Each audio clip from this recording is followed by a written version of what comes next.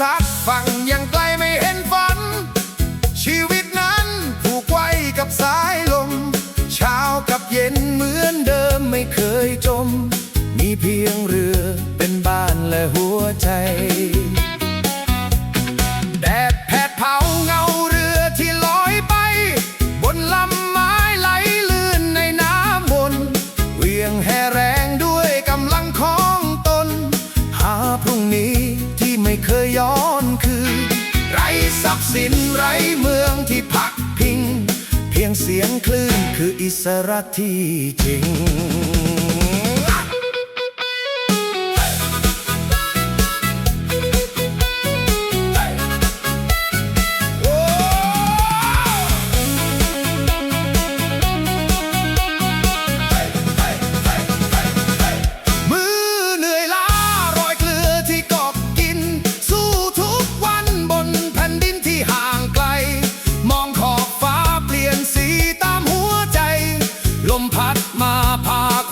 ที่ปวดร้าวหากฝนพรำกระหน่ำลงกลางเรือเขาไม่ท้อเพราะสัญญาที่มีเหลือพายไปพายไปชายแก่แห่งทะเลโชคชะตาเจ้าไม่อาจจะลังเล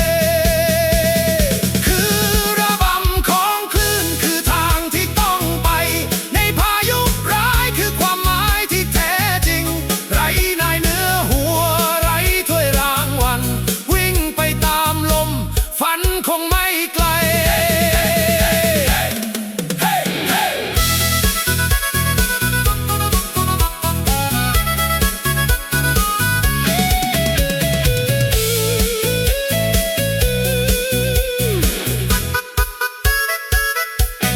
เมื่อแสงจันทร์สะท้อนที่ท่าเรือนับปลาที่เหลือและเวลาที่คืนมาดื่มเหล้าขาวกับหวังที่ศรัทธาฝันถึงที่ดินที่ไม่มีระยะทางเขาคือกระบอกเสียงของโลกที่ลืมเลือนขายความเงียบนั้นแลกคำทักทายเพื่อนเสียงนกบินวนเหนือเส้นขอบน้ำเหมือนคำถามที่ยังหาคำตอบชีวิตคนจะเลือกทางหรือยอมให้คลื่นซัดจนใจมันยอมแพ้เขายังยืนแม้คืนจะมืดมนเพราะศรัทธายังอยู่ในดวงตาพายไปพายไปอย่าหยุดหัวใจแม้วันใดจะไม่เหลือผู้ใดคือระบำของคลื่นคือทางที่ต้องไปในพายุร้ายคือความหมายที่แท้จริงไร้ในเนื้อหัวไร้ถ้วยรางวัลวิ่งไปตามลมฝันคงไม่ไกลหากวันหนึ่งเรี่ยวแรงจะหมดลงขอเพียงลมพัดส่งเขาฟังฝันไม่ต้องมีใครจดจำชื่อกันแค่ได้เป็นคนของทะเลก็พอคือระบำของคลื่นคือทางที่ต้องไปแม้ต้องแลกด้วยลมหายใจไร้ในเนื้อหัวไร้คำยิ่งใหญ่